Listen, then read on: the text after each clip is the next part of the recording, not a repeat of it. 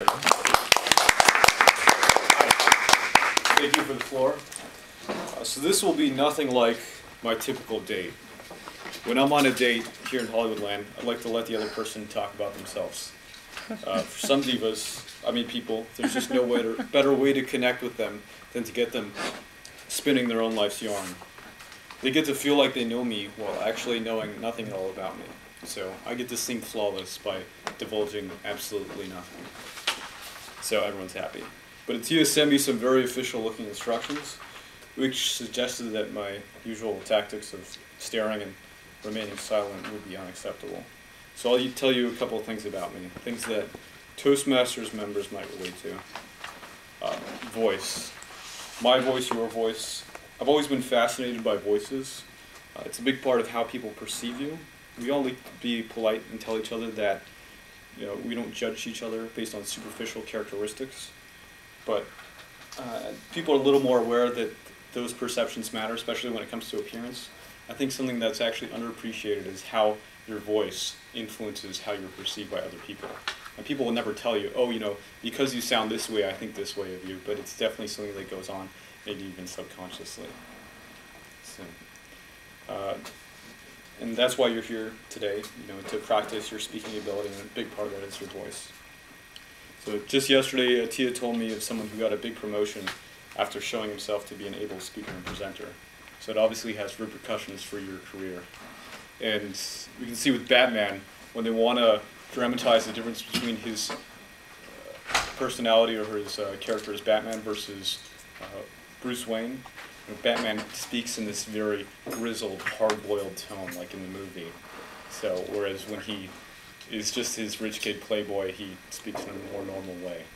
So I had a job in college calling alumni to ask for money. The money was not going to me. I was asking for donations to the college on behalf of the Alumni Affairs Department. So I got to spend hundreds of hours practicing separating perfect strangers from their money with only my voice to carry me. I like to compare speaking to screening a movie in a theater. When you screen a movie, you try to eliminate all sources of distraction. You could black out the room, you get people to be quiet. Also, the movie will be that much more gripping. Similarly, when talking to people, I feel more confident and persuasive when ambient noise and distractions are minimized. And that's easier actually on a phone call. And it's easier to be a better conversationalist once you get comfortable if you're talking on the phone. At least I found. And I've actually done a little bit of voice lessons with a teacher, but it's kind of hard to keep up the improvements unless you're doing it every week or several times a week. So I think that Toastmasters affords me a great opportunity for that. Another thing that I really enjoy is vocabulary. So in freshman year of high school, my English teacher told my sister that I was a moron with a good vocabulary. I've always thought it's silly that we have spelling bees in our culture, but no vocabulary competitions or duels. So I think that's even more valuable, especially with spell check and Microsoft Word nowadays. There are words that I've only read, words that I've never heard anyone say.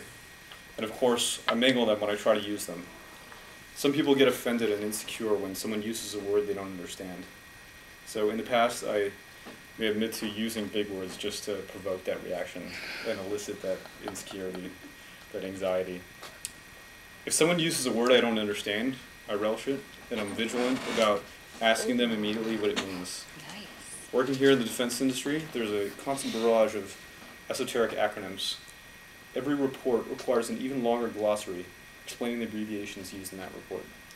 So people frequently use acronyms, and you'll ask them what it means, and they can't spell it out. They just have a vague concept of what it's referring to. So I'm excited to be here to practice and improve my voice and vocabulary in a way that only real speeches can accomplish.